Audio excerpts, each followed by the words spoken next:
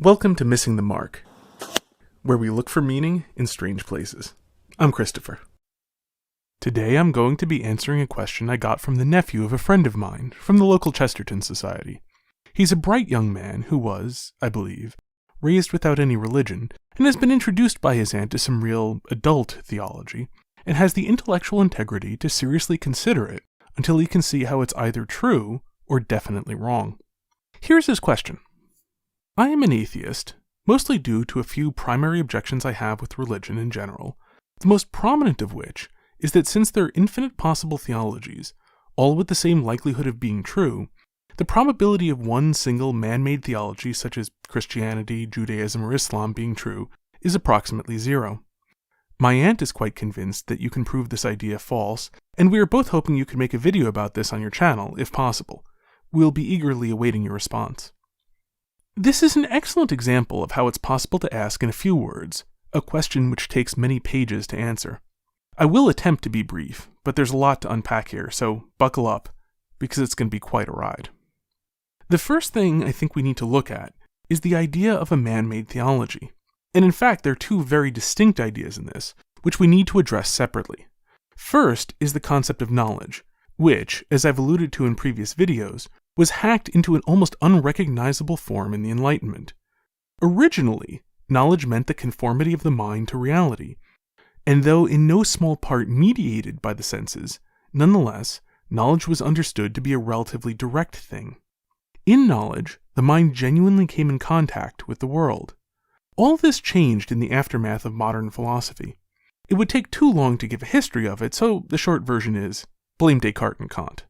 But the upshot is that the modern conception of knowledge is at best indirect, and at worst, nothing at all.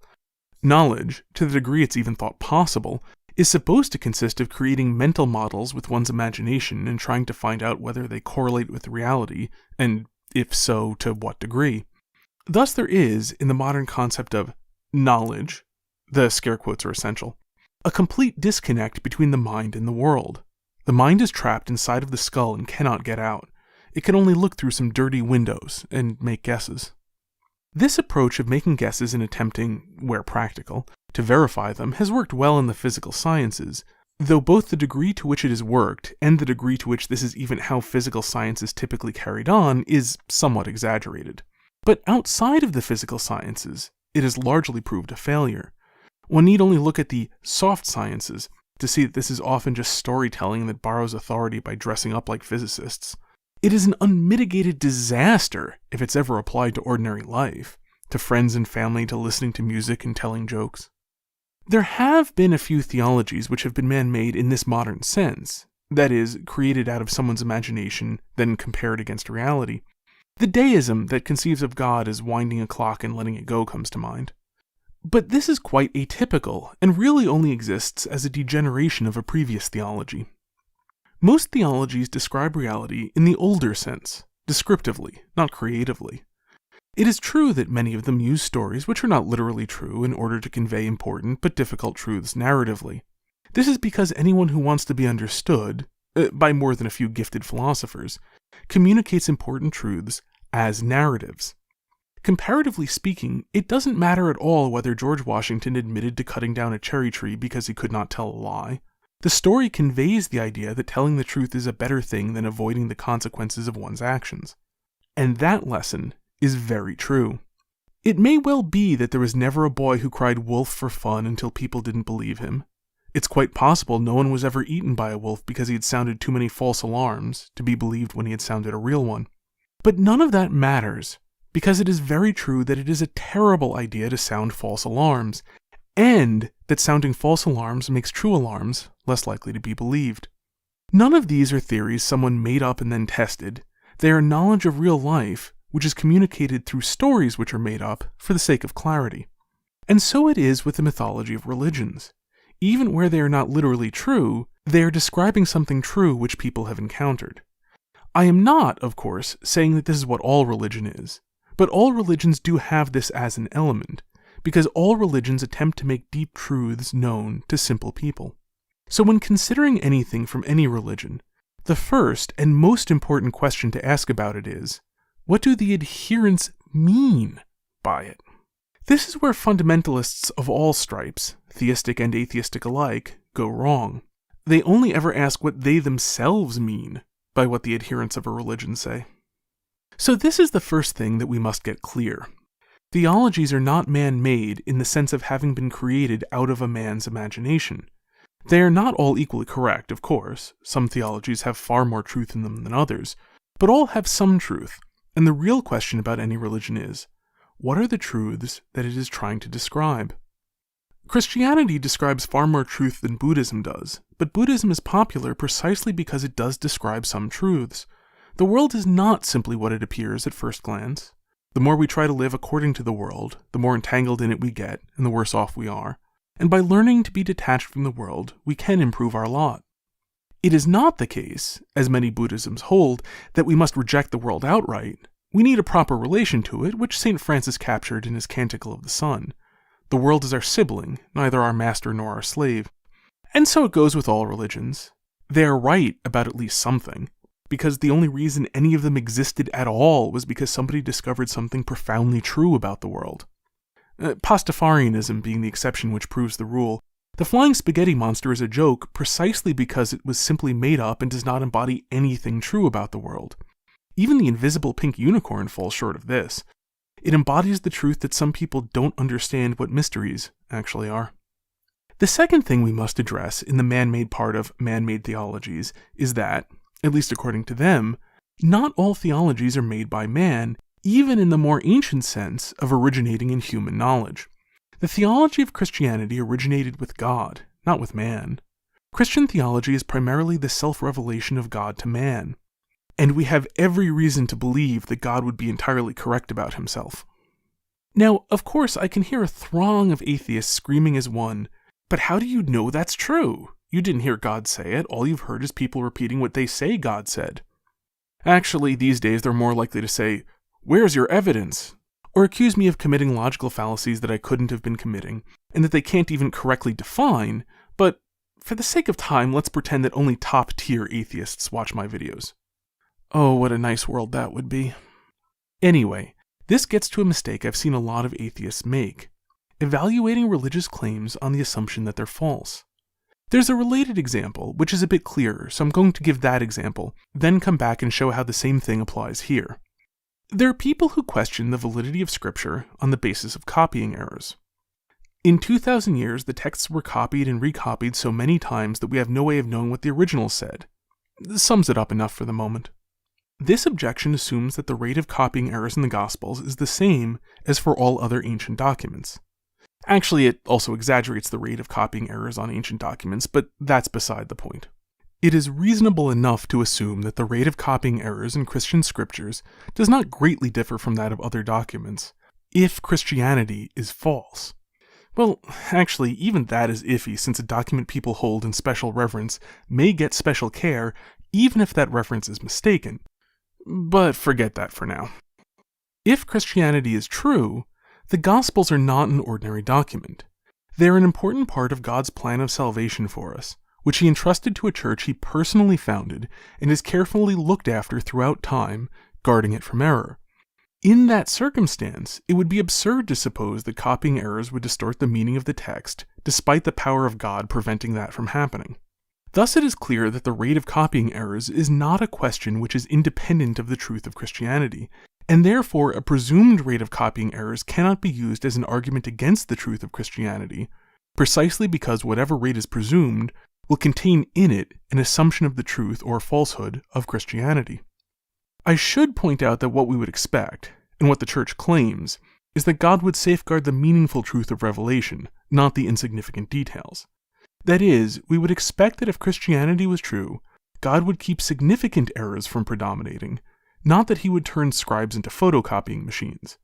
Within Christianity, God places a great deal of emphasis on free will and human cooperation.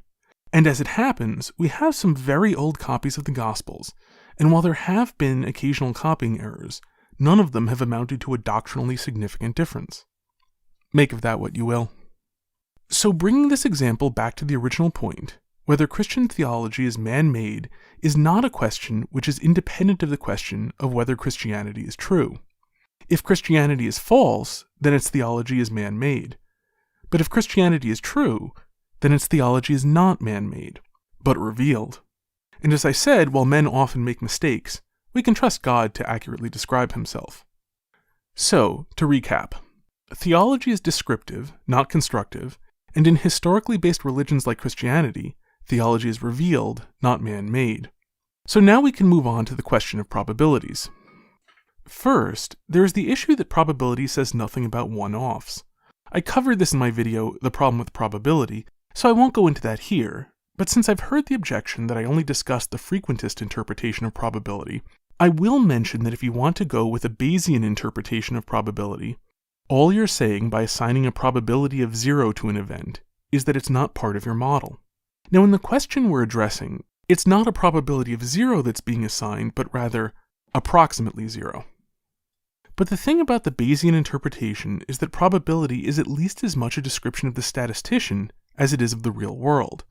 It is essentially a way to quantify how little you know. Now, sometimes you have to make decisions and take actions with whatever knowledge you have at the moment, but often the correct thing to do is learn. There is no interpretation of statistics which turns ignorance into knowledge, or in Bayesian terms, the way to get better priors is outside of the scope of Bayesian statistics. But more importantly, this atomization of theologies is very misleading. Among all of the possible theologies, many of them have a great deal in common. They do not have everything important in common, obviously. There are some very substantial differences between, say, Greek Orthodoxy and, say, Theravada Buddhism. But for all their differences, Islam, Christianity, Judaism, Baha'i, Sikhism, and several others have quite a lot in common. They all worship the uncreated creator of all that is. That's actually a pretty big thing, which is to say it's very important. An uncreated creator who transcends time and space has all sorts of implications on the coherency of contingent beings within time, such as ourselves, the existence of a transcendent meaning to life, and lots of other things. This is in contrast to things that don't matter much, like whether there's an angel who has a scroll with all the names of the blessed written on it. Whether there is one or isn't one doesn't really matter very much.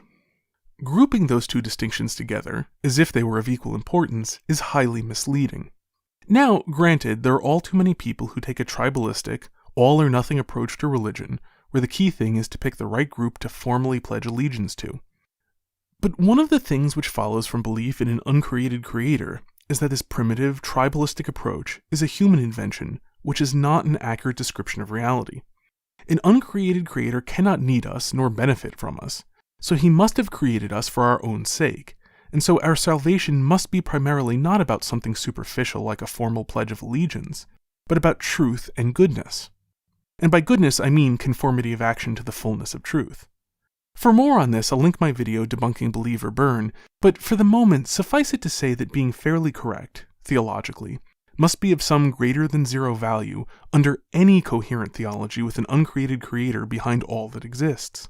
The correct approach is not to give up if you can't be completely correct. It's to try to be as correct as possible. And in any event, there is no default position. Atheism is as much a philosophical position as any theology is. Well, that's not strictly true. There is a default position, which is that there is nothing. But that's clearly wrong, there is something. So the default position is out. And while in a dictionary sense, atheism is nothing but the disbelief in God, or for the moment it doesn't even matter if you're too intellectually weak for that, and want to define atheism as the mere lack of a belief in God, Western atheists tend to believe in the existence of matter, at least, as well as immaterial things like forces and laws of nature. So each atheist has a belief system, even if some refuse to admit it. The only way to not have a belief system is to give yourself a lobotomy. But until you do, since you have a belief system, it is as capable of being wrong as any theology is.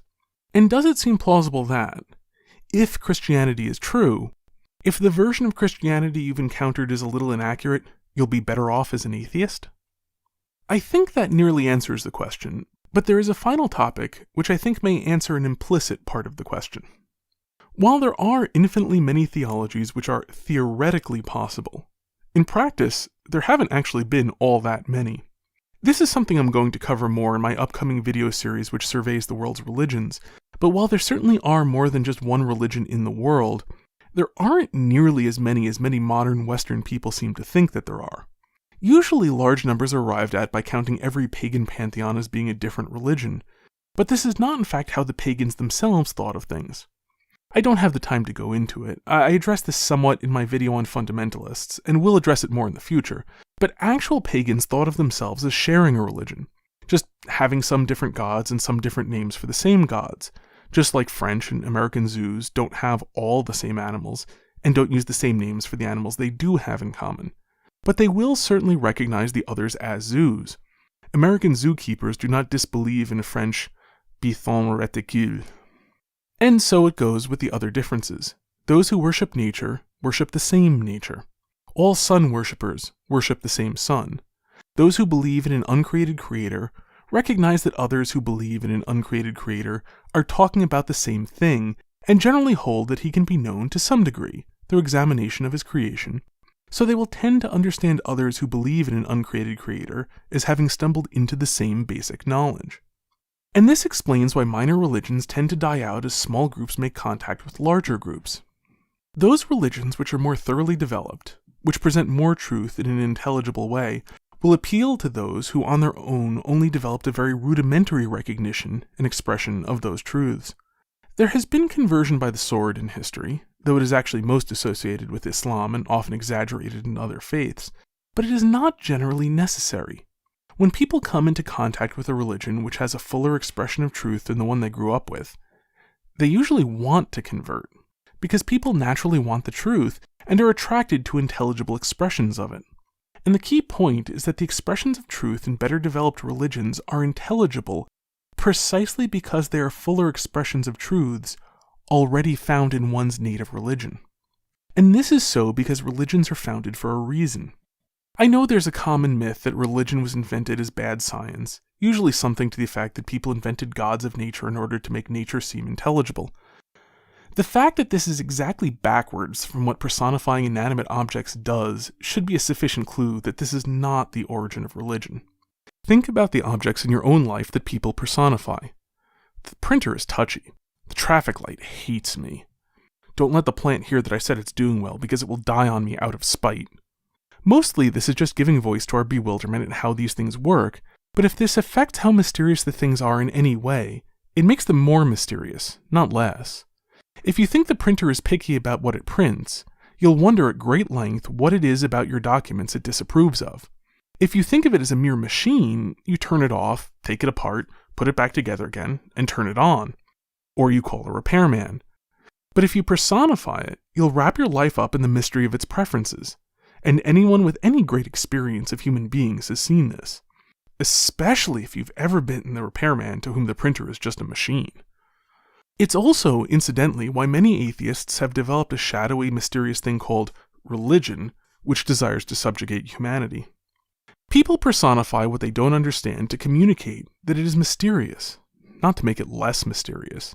And they do this because people, having free will, are inherently and irreducibly mysterious. So if you look past the mere surface differences, you will find that religions have generally originated for very similar reasons. So much so that more than a few people who haven't studied the world's religions enough are tempted to claim that there is only one universal religion to all of mankind, with all differences being mere surface appearances. That's not true either, but that this mistake is possible at all is significant. Religions are founded for a reason, and that's why there aren't infinitely many of them. Until next time, may you hit everything you aim at.